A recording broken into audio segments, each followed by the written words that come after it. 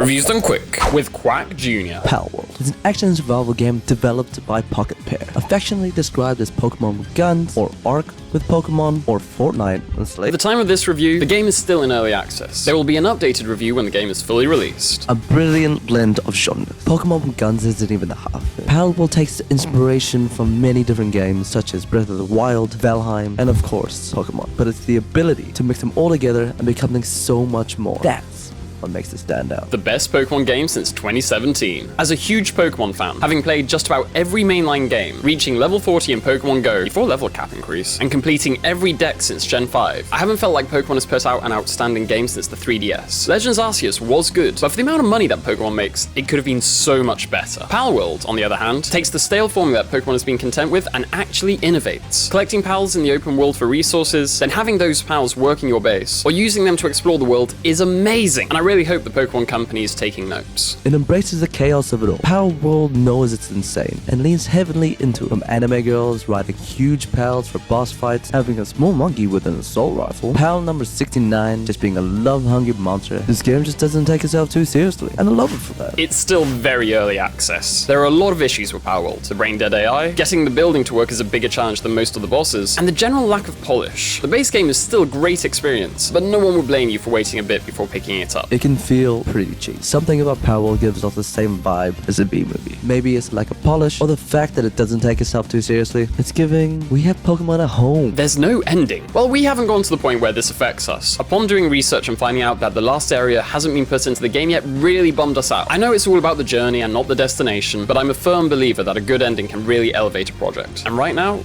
we don't have that. New maps. In the future, I would love to see some new maps. Possibly some randomly generated ones if possible. While the current map is huge and will give you a lot of playtime, the thought of procedurally generated maps gets me really excited. Palworld is a game that wears its inspiration proudly on its sleeve. It's not trying to be anything it's not. It knows that it's not high art, but closer to a B-movie. It still has a way to go to be fully complete. But through all of that, the game is really engrossing, so much fun, and an even better time with friends. And because of the mix of so many genres, most people can see something that they recognize and be able to get sucked into this world. Palworld is a B-tier game. Thanks for watching. I really hope you enjoyed. Let me know what you thought down in the comments below. And if you enjoyed this, why don't you check out some of the other things I make online? All the links are in front of your eyes right now.